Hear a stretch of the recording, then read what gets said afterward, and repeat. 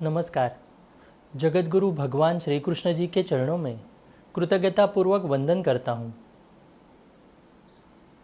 सनातन संस्था एवं हिंदू जनजागृति समिति की ओर से धर्म संवाद के इस विशेष कार्यक्रम में मैं कार्तिक सालुंके आप सभी का हार्दिक स्वागत करता हूँ। बंधुओं, पिछले कुछ दिनों से हमने यह वामपंथी जो विचारधारा है वो किस प्रकार से घातक है वो हमने समझ कर लिया।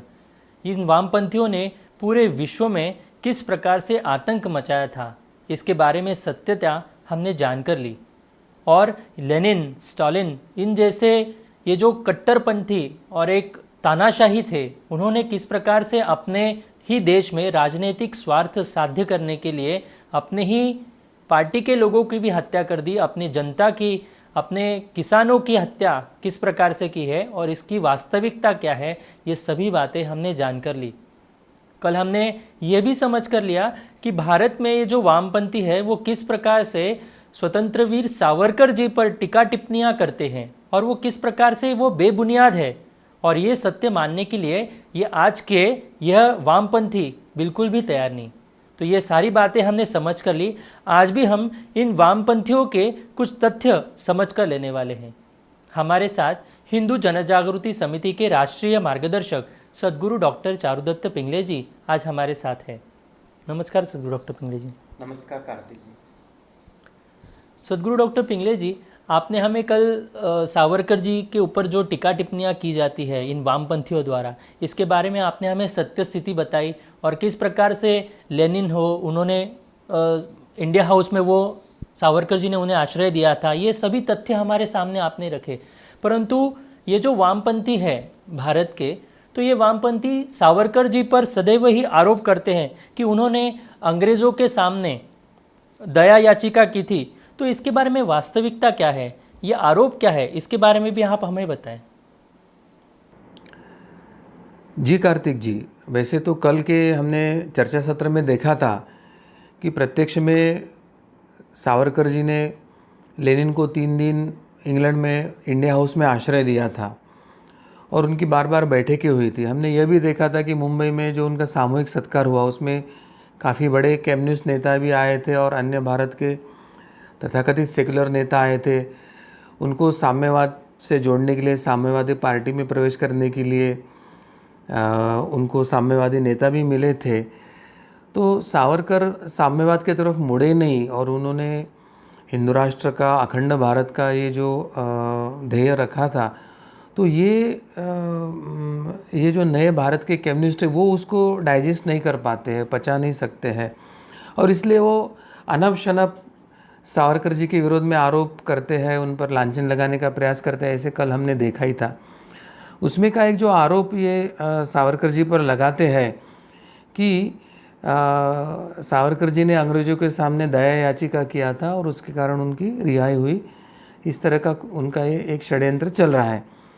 प्रत्यक्ष में वीर सावरकर जी ने देशभक्ति के लिए जो संघर्ष किया है तथा एक सच्चे राष्ट्रवाद का एक मूर्तिमंत, एक आदर्श या स्वरूप उन्होंने बनाकर वे निरंतर कार्यरत रहे थे। तो उनको नीचा दिखाना, यानी एक तरह से राष्ट्रवाद को नीचा दिखाना, एक हिंदू राष्ट्रवाद को नीचा दिखाने का ये प्रयास है और इसके लिए ये न्यू कम्युनिस्ट या कम्युनिस्ट है वो निरंतर प्रयास कर ही रहे हैं। सावरकर जी को अंडमान के सेल्युलर जेल में 10 साल के कठोर जो श्रम की सज़ा भुगतनी पड़ी थी और उसके बाद उनको रत्नागिरी की जेल में 4 साल और फिर 12 साल के लिए उनको घर में नज़रबंद रखा गया और उन पर राजनीतिक प्रतिबंध डाले थे। उनके राजनीतिक कार्यों में सहभागी नहीं होना, ऐसे प्रतिबंध अंग्रेज़ों ने डाले थे। तो इसके बाद भी कम्युनिस्टों ने उन्हें कायर और देशद्रोही करार दिया है। यानी भारत के स्वतंत्रता के इतिहास में इंग्लैंड में अगर अंग्रेज़ों पर किसी ने दहशत निर्माण किया था या अंग्रेज़ किसी को घबरा रहे थे, वो सावरकर थे और वो इतने घबराए हुए थे कि उन्होंने 2 काला पानी की शिक्षा दिया था कि तो वो बाहर ही नहीं आए, वो बूढ़े होकर काला पानी में अंडमान में ही मर जाए, ताकि भारत की क्रांति की जो एक अभियान चल रहा था, स्वतंत्रता का जो एक अभियान चल रहा था, वो आगे ना जाए इस हेतु से। तो ऐसे प्रखर राष्ट्रभक्त, प्रखर हिंदू राष्ट्रवाद का समर्थन करने वाले, प्रखर अखंड भारत का समर्थन करने वाले सावरकर जी को वो केवल लेनिन और बड़े कम्युनिस्ट नेता मिलने के बाद भी वो साम्यवाद की तरफ नहीं मुड़े, वे वामपंथी नहीं बने, इसका राग या गुस्सा मन में रखकर ये जो अनाप शनाप लांछन लगाने का प्रयास कर रहे हैं, यह उनका षड्यंत्र हमें समझकर लेने की आवश्यकता है। यह कम्युनिस्ट यह एक बड़ी बात छिपाते हैं कि उनके कम्युनिस्ट के वामपंथी के जो संस्थापक सदस्य हैं, उसमें से उनका एक जो वरिष्ठ कम्युनिस्ट नेता था श्रीपाद अमृत डांगे, उन्होंने 4 साल के सश्रम कारावास होने पर उसके डर से ही अंग्रेज़ों सत्ता को दया की भीख मांगना प्रारंभ किया था। और जहां उन्होंने ब्रिटिश अधिकारियों को प्रत्यक्ष पत्र लिखा था और उसमें खुद को, कॉमरेड डांगे ने खुद को महामहिम का सबसे आज्ञाकारी सेवक ऐसे स्वयं को बताया था, उसका पत्र भी आप अभी स्क्रीन पर देख सकते हैं। तो जहां कम्युनिस्ट वामपंथियों के एक बड़े और ज्येष्ठ वरिष्ठ नेता ने 4 साल की उनके कारावास के भय के कारण स्वयं को महामहिम का सबसे आज्ञाकारी सेवक बताकर एक दया का पत्र लिखा था, वे सावरकर पर आरोप करते हैं कि इन्होंने दया की याचिका अंग्रेज़ों के सामने दाखिल करके अपनी सज़ा कम करवाई थी। तो ये एक बड़ा वामपंथियों का सावरकर द्वेष, प्रखर राष्ट्रवाद का द्वेष, प्रखर हिंदू राष्ट्रवाद का द्वेष, प्रखरता से अखंड भारत का द्वेष है, क्योंकि सावरकर जी ने स्पष्ट कहा था कि मैं भारत को अखंड देखना चाहता हूँ, भाषा, जाति पाति और प्रांतों में मैं उसका विघटन नहीं देखना चाहता हूँ। तो ये सब जो सावरकर की नीतियाँ थी, वो वामपंथी के जो षड्यंत्र चल रहे थे कि डिवाइड एंड रूल, भारत को टुकड़े में बटे, भारत से पाकिस्तान अलग हो, भारत से कश्मीर अलग हो, ये वामपंथी लोग निज़ाम और रज़ाकार के साथ भारत के विरोध में लड़े थे। 1962 में इन्होंने चीन का समर्थन किया था, भारत का विरोध किया था। 1962 में भारतीय सैनिकों को बंदूकें और आर्म्स एम्यूनेशन ना मिले, ये वामपंथी समर्थित ट्रेड यूनियन ने आर्म्स एम्यूनेशन फैक्ट्री में हड़ताल इसलिए किया था कि ताकि भारतीय सैनिकों को आर्म्स एम्यूनेशन ना मिले तो ये चीन से हार जाएंगे। इन्होंने नेहरू के पीठ में छुरा घोंपा, भारत के पीठ में छुरा घोंपा। चीन जीतने के बाद जिन्होंने चीन का गुण गौरव करके उनको पत्र लिखा था और उनके जीत के इसमें भारत में प्रदर्शन किया था, ऐसे देशद्रोही, ऐसे राष्ट्रद्रोही वामपंथी वो सावरकर पर लांछनीय आरोप करते हैं, तो इसका मतलब ये अप्रत्यक्ष सावरकर के कार्य का सर्टिफिकेट है। सावरकर के उत्तुंग व्यक्तिमत्व और उत्तुंग उनके कार्य का सर्टिफिकेट है। यह हमें समझ कर लेने की आवश्यकता है। उनके आरोप से विचलित होने की कोई आवश्यकता नहीं, बल्कि वामपंथियों को उनका जो काला चेहरा है, जो लेनिन ने रशिया में किया है, जो स्टालिन ने रशिया में किया है, जो वामपंथियों ने चीन में किया है, या ज्योति बसु या बुद्धदेव भट्टाचार्य की इसमें जो बंगाल में हुआ है नरसंहार, ये उनका आईना दिखाने के अब समय आया है। तो एक बात ध्यान में रखना है कि वामपंथियों का सावरकर पर आरोप, इसका मतलब वो सावरकर के कार्य का सबसे बड़ा सर्टिफिकेट मानना चाहिए, उससे विचलित होने की कोई आवश्यकता नहीं। कार्तिक जी। सदगुरु डॉक्टर पिंगले जी, आज हम देखते हैं तो जेएनयू हो वह जो विश्वविद्यालय है, तो इन विश्वविद्यालयों में वामपंथी संगठन अंबेडकर पेरियार स्टडी सर्कल चलाकर युवा छात्रों को एक प्रकार से गुमराह कर रहे हैं। तो उन्हें अपने अपने जाल में खींचने के लिए वह डॉक्टर बाबा साहेब अंबेडकर जी के नाम का उपयोग कर रहे हैं। तो क्या अंबेडकर जी और वामपंथियों के विचार एक जैसे थे? तो क्या ये वामपंथी विचारों का समर्थन करते थे? तो इसमें सत्यता क्या थी, वास्तविकता क्या है, इसके बारे में भी आप हमारे दर्शकों को बताएं। कार्तिक जी, ये अंबेडकर पेरियार स्टडी सर्कल के बुरखे के पीछे ये जो जेएनयू आदि विश्वविद्यालय में जो वामपंथी संगठन है, वो चाहे अंबेडकर समर्थक हो या पेरियार समर्थक हो, उनको अपनी तरफ खींचने का जो एक बड़ा षड्यंत्र कर रहे हैं, तो यह षड्यंत्र हमें समझ कर लेने की आवश्यकता है, उसका पर्दाफाश करने की आवश्यकता है। क्योंकि अंबेडकर जी के वामपंथ के संदर्भ में जो विचार है, या अंबेडकर जी के भारत के संदर्भ में जो विचार है, तो वो सत्यता अंबेडकर के अनुयायी है या पेरियार के अनुयायी, इनको पहले वास्तविकता बताने की आवश्यकता है। क्योंकि ये वामपंथी लोगों ने, चाहे अंबेडकर जी के जो सेकुलर ये शब्द संविधान में लेने के संदर्भ में विचार हो, या भारत में वामपंथी परंपरा स्वीकारने के संदर्भ में विचार हो, या प्रत्यक्ष वामपंथ लेनिन या मार्क्सवाद के संदर्भ में अंबेडकर के जो विचार हो, तो उसको कहीं शिक्षा पद्धति में ना आए इस तरह की योजना करके रखी है। ये जो अंबेडकर जी के विचार है वो इनके समर्थक या इनके अनुयायी के सामने ना आए, इस पद्धति की एक शिक्षा नीति उन्होंने बनाई है। जो सच्चा इतिहास है उसको तरोड़ मरोड़ कर इस तरह से प्रेषित किया है कि उसमें अंबेडकर या पेरियार स्टडीज़ के नाम पर उनके जो अनुयायी हैं तो उनके मन में भ्रम फैलाकर उनको कैसे वामपंथ की तरफ खींचे और उनको राष्ट्रवाद के विरोध में, भारत के विरोध में कार्य करने के लिए उद्युक्त करें, ऐसे बड़े षड्यंत्र इनके चल रहे हैं। तो इनका ये जो झूठा प्रचार तंत्र है, सबसे पहले उसको हमको समझ के लेने की आवश्यकता है। आज वामपंथियों ने गोबेल्स नीति यानी झूठा प्रचार तंत्र का ही उपयोग करने का ठान लिया ऐसे दिखता है। इस झूठे प्रचार तंत्र का उपयोग करके युवा छात्र को वे अपने जाल में खींच रहे हैं और उसके बाद एक बड़ा लुभावना चेहरा देकर अंबेडकर पेरियार स्टडी सर्कल ऐसा नाम देकर वो अपना झूठा प्रेम भी उनके साथ व्यक्त कर रहे हैं और अपना षड्यंत्र कामयाब करने के लिए उन्होंने यह बुर्खा ओढ़ा है या एक बड़ा सुहावना मुखौटा लिया है, ऐसे हमको ध्यान में लेने की आवश्यकता है। अब अंबेडकर पेरियार सर्कल में क्या सिखाया जाता है, हिंदू धर्म में किस प्रकार से पिछड़े वर्ग का शोषण किया जाता है, यह वो प्रचारित कर रहे हैं और यह प्रचारित करके युवाओं के मनों को वो दूषित किया जा रहा है। परंतु प्रत्यक्ष वामपंथी इतिहास में लेनिन और स्टालिन या माओ या बंगाल में जो बांग्लादेश से आए हुए जो पिछड़े दलित हिंदू थे, उनके ऊपर वामपंथियों ने क्या अत्याचार किए, उनको कैसे शोषित और प्रताड़ित किया था। लेनिन और स्टालिन ने किसान और श्रमिक वर्गों को कैसे श्रमिक शिविरों में गुलेल में लेके जाकर उनको कैसे प्रताड़ित किया था, अमानवीय श्रम किया था, कैसे उनका नरसंहार किया था, ये सच्चा इतिहास ना बताकर हिंदू धर्म में क्या हुआ वो बताकर एक सहानुभूति लेने का वो प्रयास कर रहे हैं।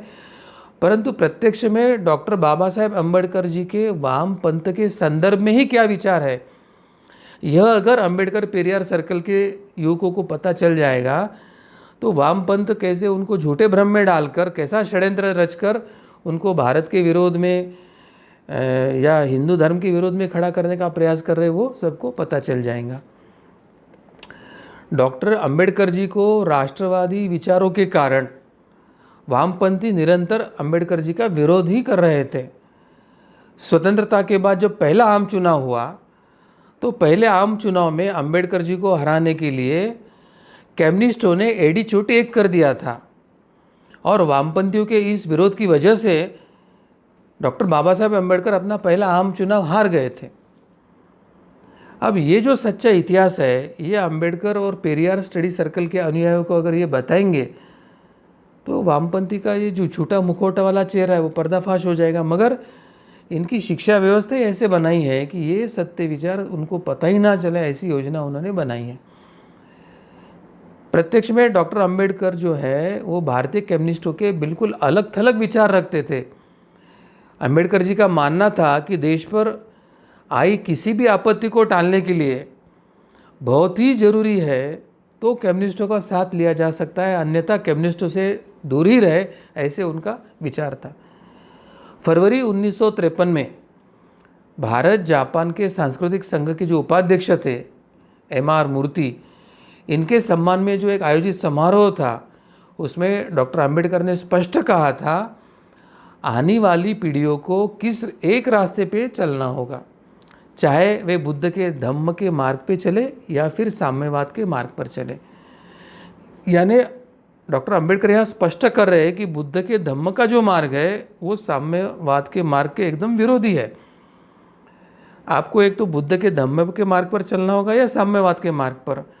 अब ये जो वामपंथी अंबेडकर पेरियार स्टडी सर्कल के माध्यम से बुद्ध के धम्म के मार्ग पर चलने वाले उनके अनुयायियों को साम्यवाद की तरफ खींचने का जो प्रयास कर रहे हैं, ये प्रत्यक्ष में अंबेडकर के विचारों की और अंबेडकर की जो सीख है उसके पीठ में छुरा घोंपने जैसा है, विचारों का खून करने जैसा है। धम्म मार्ग ने लोकतंत्र एवं समाजवादी रचना को आगे बढ़ाया, ऐसे अंबेडकर जी ने बताया था। जबकि साम्यवाद राजनैतिक उद्देश्यों के लिए मजदूरों का इस्तेमाल कर रहा है, उनका मजदूरों से कोई प्रेम नहीं, ऐसे उनका मानना था।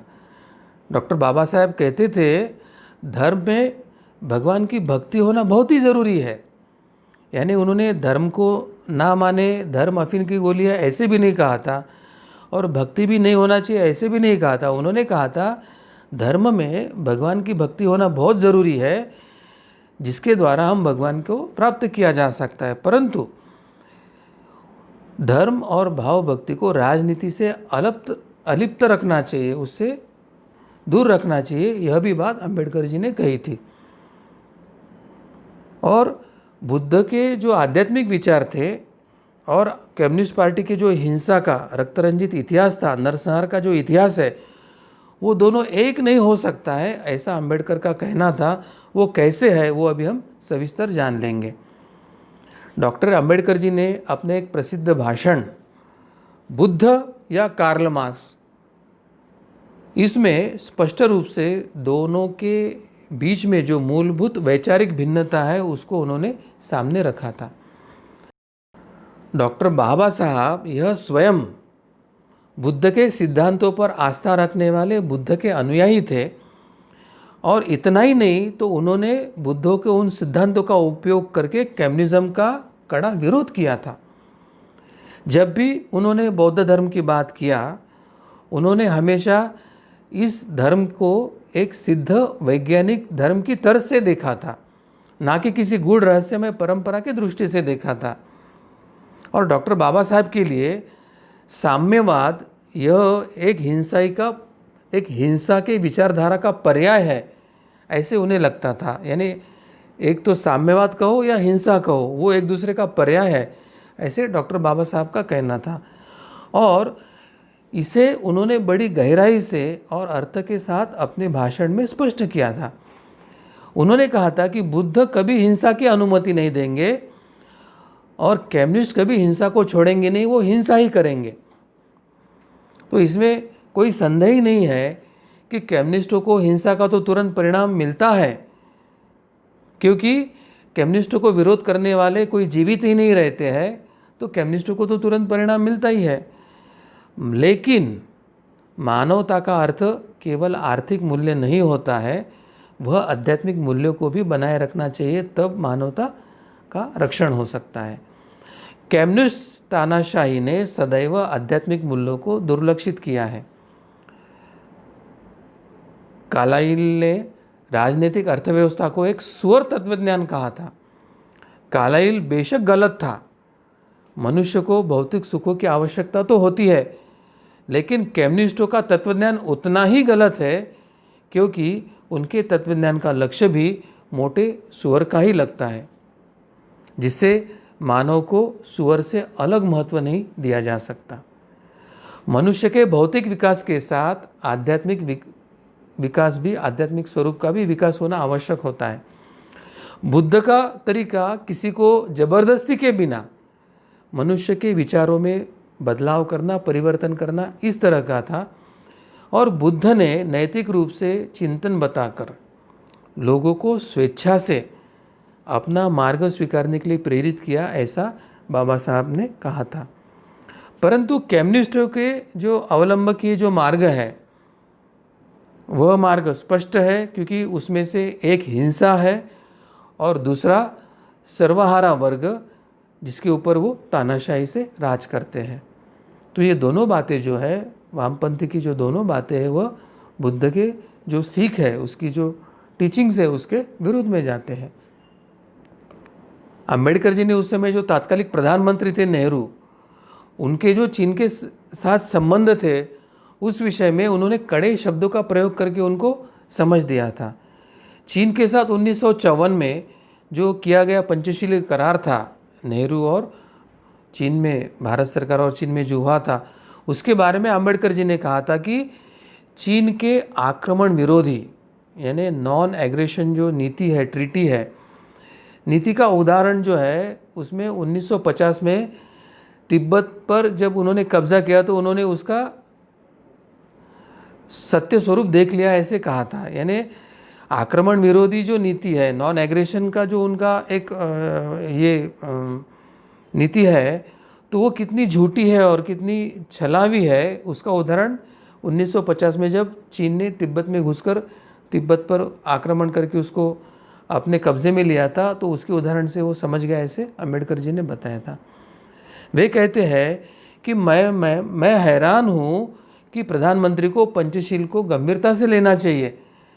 पंचशील यह बुद्ध के धर्म का अनिवार्य हिस्सा है, और यदि कम्युनिस्ट माओ का पंचशील में विश्वास होगा तो वह पहले वहाँ के बुद्धिस्ट लोगों के साथ प्रत्यक्ष व्यवहार में उसका उपयोग करके दिखाए। यानी दो बातें इसमें कि अगर माओ का अगर सही में वो बुद्ध के ऊपर श्रद्धा है, बुद्ध के विचारों पर श्रद्धा है और बुद्ध का वो सही में अनुयायी है, तो चीन में जो बुद्धिस्ट है और उससे अधिक जो तिबेट के जो बुद्धिस्ट हैं उन पर आक्रमण करके उसने तिबेट को तो कब्जा किया, मगर वहाँ के बुद्धिस्टों पर जो अत्याचार किए उसके संदर्भ में डॉक्टर बाबा साहब कह रहे थे कि पहले आप बुद्ध के विचारों के अनुसार आपका आचरण आप अपने नागरिक या तिब्बत के नागरिकों के साथ पहले उपयोग करके दिखाए, तब कहाँ हम विश्वास करना है कि नहीं बाद में सोच सकते हैं। इतनी विकट स्थिति माओ के इस नीति की थी। राजनीति में पंचशील को स्थान नहीं है और कम्युनिस्टों की राजनीति में तो नहीं है, ऐसे डॉक्टर बाबा साहब का कहना था। और आज की नैतिकता कल रहेगी कि नहीं, इसकी भी निश्चित रूप से इसके बारे में नहीं कहा जा सकता है, और इसलिए पंचशील तत्वों के आधार पर करार करना यह एक छलावा है, ऐसे डॉक्टर बाबा साहेब अम्बेडकर जी को लग रहा था। डॉक्टर बाबा साहेब अम्बेडकर जी ने अपने भाषण में यह भी कहा था कि कम्युनिस्टों के साथ चर्चा में भारत ने कभी गलती नहीं करना चाहिए तथा उसे कभी हल्के से नहीं लेना चाहिए, क्योंकि अप्रत्यक्ष उनका संकेत था कि कम्युनिस्ट विश्वासघाती है और वो कब पीठ में छुरा घोंपेंगे इसके बारे में हम कह नहीं सकते। यही संकेत शायद वे नेहरू को करना चाहते थे। और डॉक्टर अंबेडकर जी कम्युनिस्टों को दो प्रश्न बार बार पूछ रहे थे, जो अभी तक किसी कम्युनिस्ट व्यक्ति ने उन दो प्रश्नों के उत्तर नहीं दिए हैं। डॉक्टर अंबेडकर जी ने कहा था कि कम्युनिस्ट उनके दो प्रश्न का उत्तर दे, अगर वो दो प्रश्न का उत्तर दे तो वो उनका समर्थन कर सकते थे, मगर अभी तक कोई उनका नेता ये दो प्रश्नों का उत्तर नहीं दिया है। वे कहते कि जब मैंने उनसे पूछा कि क्या आप वास्तविकता में मानते हैं कि डिक्टेटरशिप यानी तानाशाही लोगों को नियंत्रित करने का एक अच्छा तरीका है, क्योंकि वामपंथ मूलतः ये तानाशाही का ही समर्थक है, डिक्टेटरशिप का ही समर्थक है, और वो तो अंबेडकर जी पूछते कि क्या यही एकमात्र अच्छा तरीका है। तो इस पर कम्युनिस्ट वामपंथी क्या कहते हैं कि नहीं, हम ऐसा नहीं मानते, हम तानाशाही के समर्थक नहीं हैं, क्योंकि खुलेआम वो तानाशाही का समर्थन नहीं कर सकते। वामपंथ के मीठे नाम के पीछे उनको तानाशाही लाना है। तो पहला जब प्रश्न पूछा जाता है तो वो कहते कि नहीं, हम तानाशाही का समर्थन नहीं है। तो फिर अंबेडकर जी कहते कि फिर हम पूछते हैं कि तो फिर आप इसे कैसे अनुमति देते हैं, यानी चाहे आप लेनिन का हो, स्टालिन का हो, कार्ल मार्क्स का हो, या माओ का चाइना में हो, या बंगाल में बुद्धदेव भट्टाचार्य या ज्योति बसु के कार्यकाल में जो कुछ तानाशाही का स्वरूप डॉक्टर अंबेडकर जी ने देखा था, तो उसके संदर्भ में पूछते हैं कि अगर आप तानाशाही को मान्यता नहीं देते तो फिर आप उसको अपने राज्य में अनुमति कैसे देते हो। तो इस पर वो वामपंथी उनको उत्तर देते हैं कि यह एक अंतरिम कालावधि है जिसमें तानाशाही होना चाहिए, यानी this is not a permanent solution, it's a temporary provision, ऐसा वो कहते हैं। तो जब अगर ये अंतरिम कालावधि है जिसमें तानाशाही होनी चाहिए ऐसे लगता है, तो डॉक्टर अंबेडकर जी ने उन्हें अगला प्रश्न पूछा कि इस अंतरिम अवधि का कालावधि कितना होना चाहिए, आपका ये जो तात्कालिक जो शासन है वो कितने समय तक लंबा आपने खींचना चाहिए, 20 साल, 40 साल, 50 साल, ऐसा प्रश्न अंबेडकर जी वामपंथी को पूछते हैं। तो इसके बाद वामपंथी एकदम चुप हो जाते हैं और वो कोई जवाब नहीं देते हैं, और वे केवल यही दोहराते हैं कि यह तानाशाही है वो समय के साथ अपने आप गायब हो जाएगी और किसी तरह से स्वचालित रूप से वो निकल जाएगी। तो डॉक्टर बाबा साहेब अम्बेडकर कहते हैं कि ठीक है, तानाशाही अगर गायब हो जाएंगी तो खैर मैं आपसे एक सवाल पूछना चाहता हूँ कि यह जब तानाशाही गायब हो जाएगी तो फिर आगे क्या व्यवस्था होगी। इस तानाशाही की जगह कौन सी व्यवस्था लेगी? क्या जनता को किसी प्रकार के सरकार की बाद में आवश्यकता नहीं रहेगी? इस पर भी कोई भी वामपंथी डॉक्टर बाबा साहेब अम्बेडकर को अभी तक जवाब नहीं दे पाया और किसी ने जवाब नहीं दिया। ये सब जो उनका जो चर्चा और ये जो मैं बातें बता रहा हूँ वो doctor Baba Saheb Ambedkar BAWS volume 17 part 3 pages 554 to 555 पर उन्होंने स्वयं ही लिखे हुए हैं। तो एक तरह से वामपंथी को डॉक्टर बाबा साहेब अम्बेडकर जी ने जो पूछे वो प्रश्न का उनके पास कोई जवाब नहीं था, और एक तरह से डॉक्टर बाबा साहेब अम्बेडकर ने एक ही संकेत दिया है कि वामपंथ यानी तानाशाही, और तानाशाही या न खत्म होने वाली वामपंथी विचारधारा है, और वामपंथी विचारधारा यानी न खत्म होने वाली तानाशाही है। यह एक ही संकेत इस चर्चा से हमें डॉक्टर बाबा साहेब अम्बेडकर ने दिया है, और इसलिए वे कहते हैं कि मैं कम्युनिस्टों के साथ संबंध नहीं रख सकता, उनके लिए मैं उनका कट्टर दुश्मन हूँ, ऐसा अम्बेडकर जी कहते थे।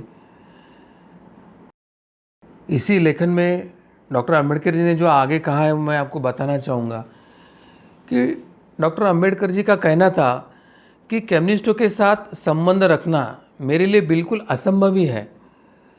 मैं कम्युनिस्ट के लिए एक कट्टर दुश्मन हूँ। कम्युनिस्टों का जो साम्यवाद और मुक्त लोकतंत्र ये एक साथ हाथ में हाथ चलकर नहीं चल सकते, ऐसे डॉक्टर बाबा साहेब अम्बेडकर ने स्पष्टता से कहा था। उन्होंने कहा था कि साम्यवाद कभी भी मेरे अनुसार जाति व्यवस्था से छुटकारा पाने के लिए कोई समाधान नहीं हो सकता है, क्योंकि इससे छुटकारा पाने से ही समस्या और बढ़ जाएगी। साम्यवाद जंगल की आग की तरह है, यह अपने रास्ते में आने वाले किसी भी चीज़ को जलाकर निगल रही है। क्या आप उम्मीद कर सकते हैं कि मानव बस्ती और यह जंगल की आग लंबे समय तक एक साथ रह सकती है? देखो कितने स्पष्टता से डॉक्टर अंबेडकर ने वामपंथ का पर्दाफाश किया है। और ये जो अंबेडकर पेरियार सर्कल स्टडी है, इनको अगर यह डॉक्टर बाबा साहेब अम्बेडकर के वामपंथ के विचार अगर पता चलते हैं तो वो वामपंथ के ना तो साथ जा सकते हैं ना तो पीछे जा सकते हैं। और अगर कोई वामपंथ के साथ या पीछे जाने का प्रयास कर रहा है, इसका मतलब वे अभी अंबेडकर या पेरियारवादी नहीं रहे हैं, ऐसा उसका अर्थ लेना हमें आवश्यक है। डॉक्टर अंबेडकर जी ने आगे कहा था कि उनकी पार्टी किसी भी स्थिति में कम्युनिस्ट पार्टी के साथ कोई गठबंधन नहीं करेगी, क्योंकि मेरा कम्युनिज्म पर जरा भी विश्वास नहीं है। मेरे बनाए हुए संविधान की निंदा मोटे तौर पर कम्युनिस्ट पार्टी और सोशलिस्ट पार्टी के लोग तो कर ही रहे हैं। वे संविधान की निंदा क्यों करते हैं? क्या इसलिए कि यह वास्तव में एक बुरा संविधान है? तो मैं कहना चाहता हूं कि बिल्कुल नहीं, बल्कि वास्तविकता में कम्युनिस्ट पार्टी उनके तानाशाही के सिद्धांतों के आधार पर संविधान चाहती थी, और उस सिद्धांतों के आधार पर मैंने संविधान नहीं बनाया, इसलिए वे हमारे संविधान पर टीका कर रहे हैं, ऐसे अंबेडकर जी कह रहे। तो यहाँ पे एक बात स्पष्ट हो गई कि जो वामपंथी बार बार संविधान के मुताबिक देश चलेगा, संविधान की रक्षा करना है और संविधान सर्वोपरि है, ऐसे करके जो हिंदुओं को और गैर वामपंथियों को वो बार बार ताना देते हैं संविधान के नाम को लेकर, वो प्रत्यक्ष में वही संविधान के विरोधी है। यह स्पष्ट आरोप अगर किसी ने किया है तो वो डॉक्टर बाबा साहेब अम्बेडकर ने किया है। तो ये वास्तविकता अम्बेडकर पेरियार सर्कल के अनुयायियों को बताने की आवश्यकता है। और अम्बेडकर पेरियार सर्कल के अनुयायियों ने अगर अम्बेडकर का अनुनय करना ही छोड़ दिया होगा, अब वो गौतम बुद्ध के विचारों को छोड़कर वो अगर वामपंथी विचारधारा स्वीकारने के तरफ जा रहे होंगे तो अलग बात है। वास्तव में कम्युनिस्टों ने डॉक्टर अंबेडकर का जो पूना करार था, उस पूना करार का विरोध किया था और उसके बारे में कहा था कि पूना का करार तो गलत है, और अप्रत्यक्ष उन्होंने जाति व्यवस्था के श्रेष्ठ आर्थिक संगठन बताया था। 1932 में जब डॉक्टर बाबा साहेब अम्बेडकर ने पूना करार के लिए जब जोर दिया, दलितों के लिए एक अलग निर्वाचकों की मांग की, तब भारतीय वामपंथियों ने इस मुद्दे से दूरी बनाए रखी थी। भारतीय वामपंथ के जो संस्थापकों में से एक थे EMS नंबूद्रिपाद, उन्होंने इस विषय पर टिप्पणी करते हुए लिखा था कि यह स्वतंत्रता आंदोलन के लिए एक बहुत बड़ा झटका था। इसके कारण लोगों का ध्यान पूर्ण स्वतंत्रता के उद्देश्य से लेकर हरिजनों के उत्थान के लिए प्रेरित किया गया था। नंबूद्रिपाद ने जाति व्यवस्था को एक श्रेष्ठ आर्थिक संगठन बताया था, जिसे मार्क्स के सिद्धांत के अनुसार श्रम के व्यवस्थित आवंटन के माध्यम से संगठित उत्पादन की सुविधा दी जा सकती थी। आज यही वामपंथी अंबेडकर पेरियार स्टडी सर्कल के द्वारा हिंदू धर्म में जाति व्यवस्था की आलोचना करके हिंदुओं के पिछड़े और वर्गों के शोषण की बात कर रहे हैं और छात्रों में फूट डालकर डिवाइड एंड रूल का एक प्रयास करके भारतीय नागरिकों में एक बड़ा विखंडन का प्रयास कर रही है। तो एक तरफ उनके भारत के वामपंथ के संस्थापक नेता है नंबूद्रिपाद, वे जाति व्यवस्था को एक अच्छी व्यवस्था करके समर्थन बताते हैं, और ये जो उनके अनुयायी है वो पलटी मार के अब जाति व्यवस्था को गलत कह रहे हैं और फिर डिवाइड एंड रूल की पॉलिसी लेके भारत का समाज कैसे विघटित हो उसके लिए बड़ा षड्यंत्र कर रहे हैं। तो एक बड़ा कुछ तो अलग थलग षड्यंत्र भारत में चल रहा है, हमें समझ कर लेने की आवश्यकता है। अब कम्युनिस्टों ने डॉक्टर अंबेडकर जी के जो लोकतंत्र तथा संविधान संबंधी जो विचार थे उनको कैसे दुर्लक्षित किया था, यह हमको समझ कर लेने की आवश्यकता है। डॉक्टर अंबेडकर हमेशा सामाजिक लोकतंत्र स्थापित करने का मुद्दा उठाया करते थे। उनका यह भी कहना था कि संविधान में इतने सारे उपाय निर्देशित है कि निहित है कि लोगों को अपने अधिकारों के लिए कभी आंदोलन की ज़रूरत ही ना पड़े, और अगर आवश्यकता पड़ती है तो लोगों को यह समझ लेना चाहिए कि सरकारें अपने संवैधानिक सिद्धांतों को लेकर विफल हो रही है। दूसरी तरफ साम्यवादी खेमे का मानना है कि खूनी क्रांति के जरिए ही समाज या सत्ता में परिवर्तन ला सकते हैं। तो शिक्षा पर इनका आधिपत्य होने के कारण इन्होंने कभी भी अंबेडकर जी के लोकतंत्र संबंधी जो विचार थे उनको शैक्षणिक संस्थाओं के अभ्यासक्रम में पाठ्यपुस्तकों में कभी लिया नहीं और कभी उसको पढ़ाने की व्यवस्था नहीं किया, और इसके कारण आज पूरे भारतीय नागरिकों के साथ ये अंबेडकर पेरियार सर्कल स्टडीज़ के उनके अनुयायी भी अभी भ्रमित है, ऐसे दिखाई दे रहा है। तो अब सारांश में यही सीखने को मिलता है कि मूलतः गौतम बुद्ध के विचार ये वामपंथ के विरोध में थे, और वामपंथ के जो तत्व है वो गौतम बुद्ध के पंचशील करार से लेके तो उनके सिद्धांतों के विरोध में थे।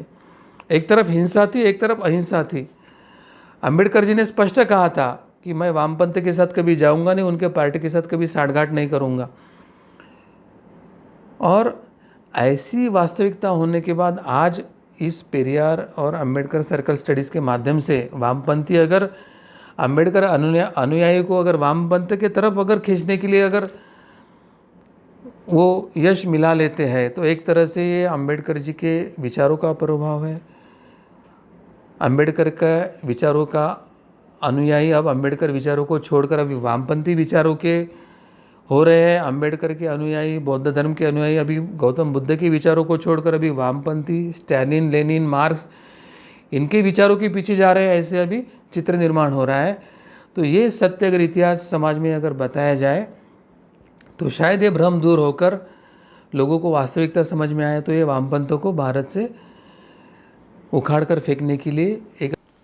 जी सदगुरु डॉक्टर पिंगले जी, आपने अभी जो हमें डॉक्टर अंबेडकर जी के बारे में यहाँ पर बताया तो ये वास्तविकता हम सभी को ध्यान में आई होगी कि अंबेडकर जी की विचारधारा ये हमेशा वामपंथियों से अलग ही थी। उन्होंने कभी भी वामपंथ का या इस विचारधारा का कभी समर्थन नहीं किया था, परंतु अभी के समय में लोगों को इसके बारे में जानकारी न होने के कारण कहीं ना कहीं पर तो ये वामपंथी जो है यह अंबेडकर जी का नाम लेकर सर्वसामान्य लोगों को गुमराह करने का प्रयास कर रहे हैं। ये सत्यता हमें समझ कर लेने की आवश्यकता है। आज यही स्थिति सब जगह पर है, इसलिए इन धर्म संवाद के कार्यक्रम के माध्यम से इन वामपंथियों की सच्चाई क्या है, ये हम आपके सामने लाने का प्रयास कर रहे हैं। मेरा सभी दर्शकों से ये अनुरोध है, आप ये जो धर्म संवाद का कार्यक्रम देख रहे हैं, इसको अधिक से अधिक लोगों तक पहुंचाने का प्रयास कीजिए। यहाँ पर वामपंथियों की जो सत्यता है, उनका जो असली चेहरा है, वो यहाँ पर हम बताने का प्रयास कर रहे हैं। उनका पर्दाफाश करने का एक प्रयत्न इस धर्म संवाद के कार्यक्रम से हो रहा है। तो आप सभी अधिक से अधिक मात्रा में इस कार्यक्रम को फॉरवर्ड कर सकते हैं, इसे शेयर कर सकते हैं, फेसबुक के माध्यम से देख रहे हैं इसको वॉच पार्टी कर सकते हैं और सभी लोगों तक पहुंचाने का प्रयास कर सकते हैं। इन वामपंथियों का प्रचार संपूर्ण भारत में हानि कर रहा है।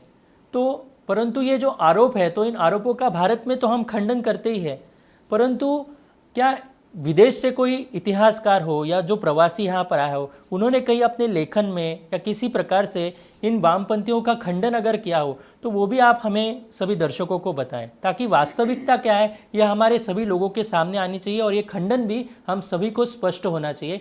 इसलिए मैं आपसे निवेदन करता हूँ, ये सत्यता आप हमारे सामने रखें।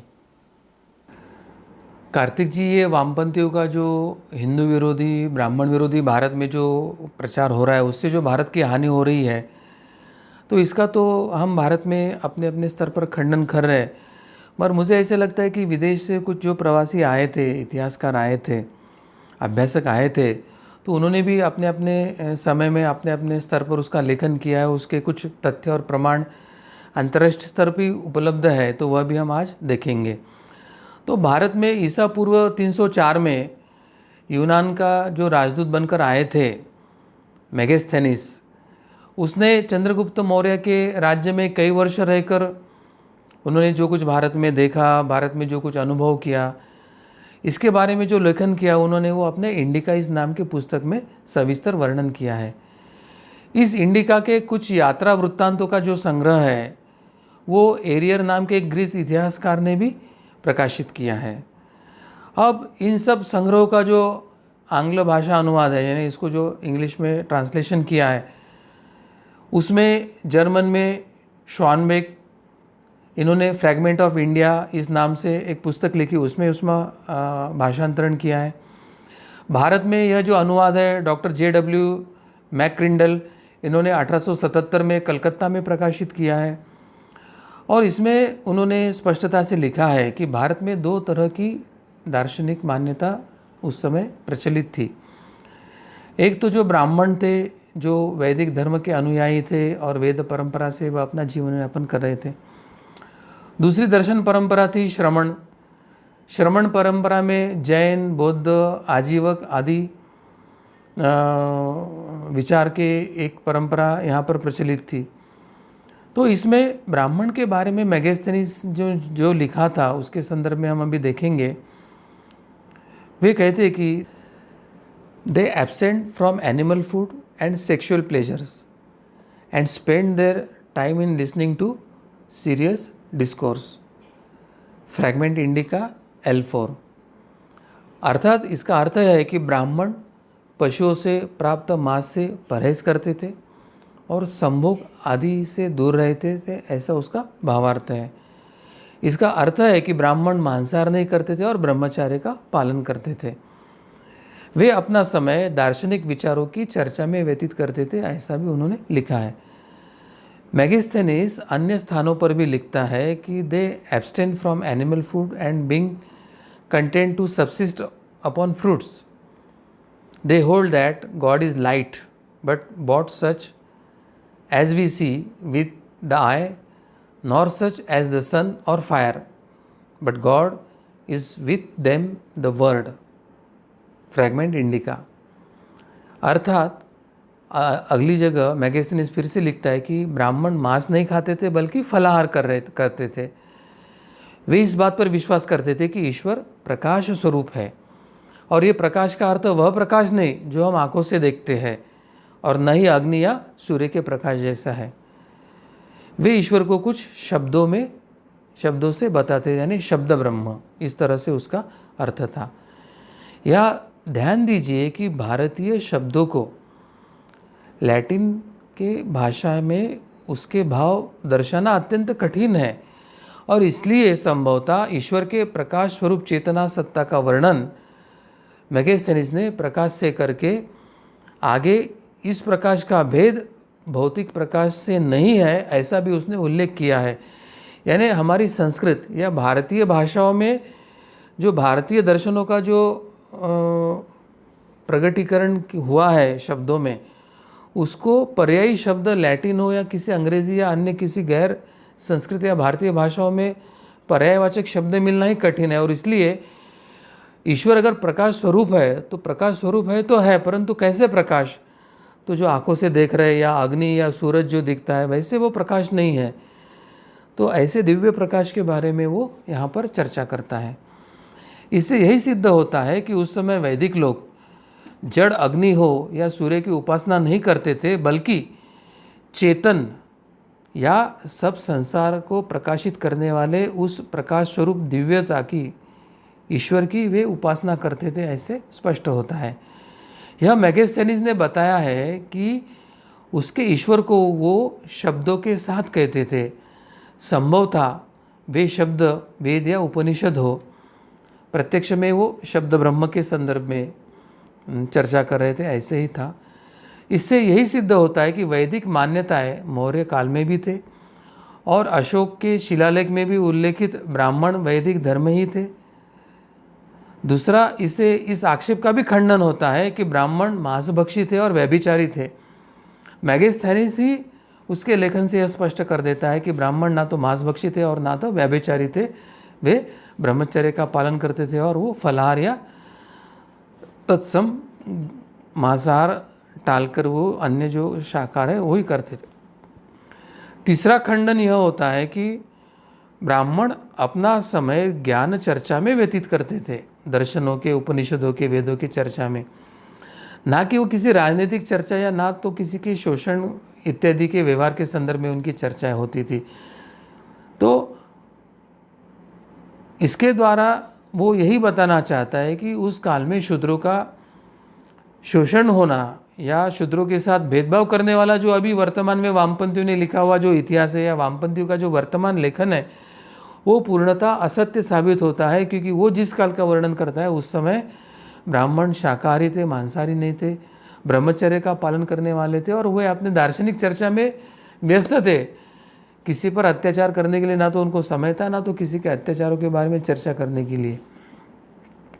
और यह केवल मेगस्थनीज ने ही कहा, ऐसा नहीं, किंतु चीनी यात्री ह्यूएनसांग जो था उसने भी ब्राह्मणों के लिए कहा है और वह भी अभी हम पढ़ेंगे। ह्यूएनसांग ने भारत यात्रा के वृत्तांत में जो लिखा है वो ऐसा है कि the families of India are divided into caste. The Brahmins particularly on account of the purity and nobility, tradition has so hollowed the name of the tribe that there is no question of place. Generally speak of India as the country of Brahmins.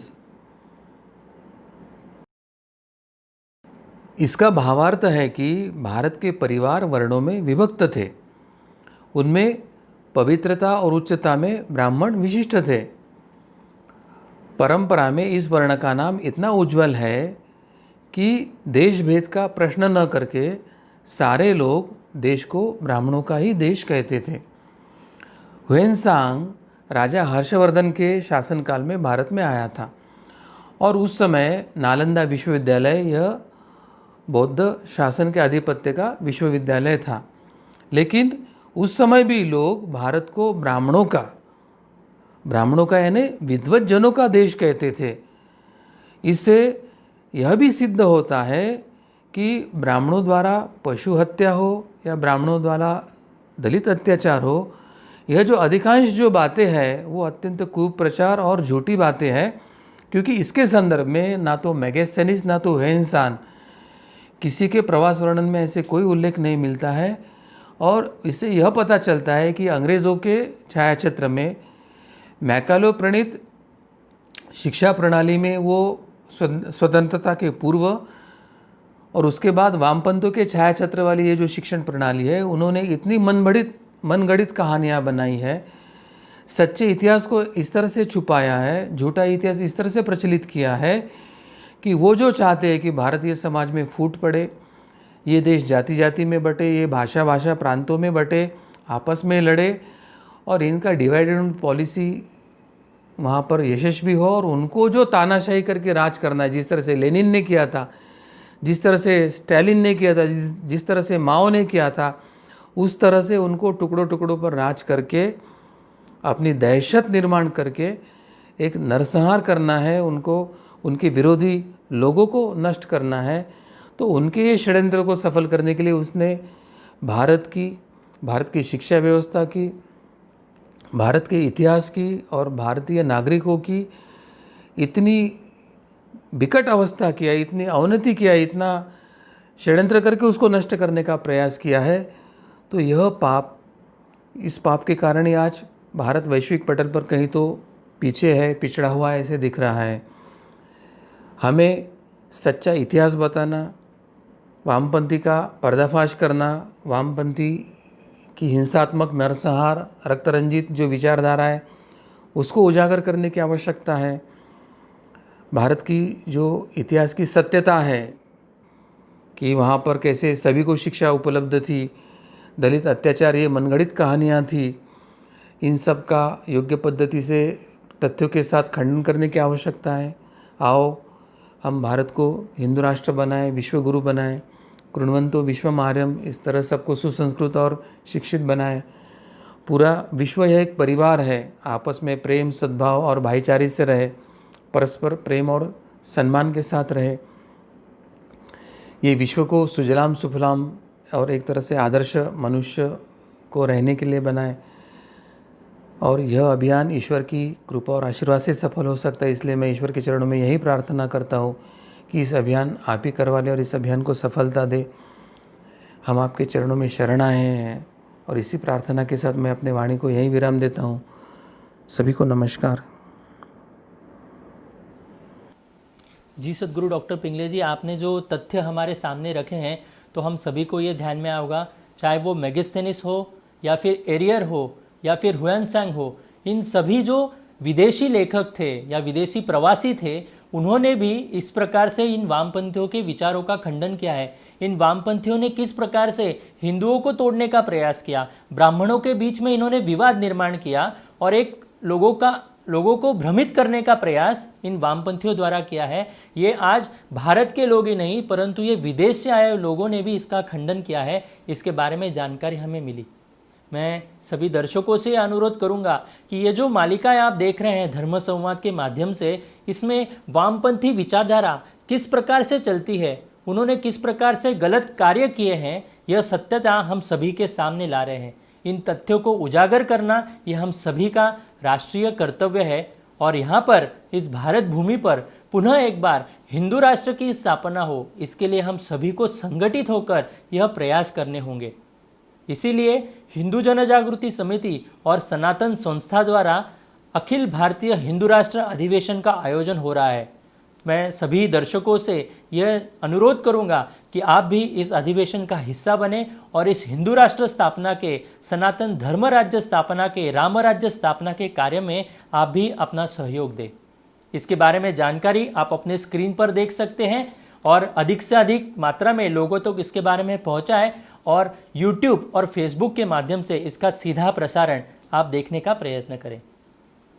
भगवान श्री कृष्ण जी की असीम कृपा से धर्म संवाद का आज का यह विशेष कार्यक्रम यहीं पर संपन्न हुआ, ऐसे मैं घोषित करता हूँ। नमस्कार।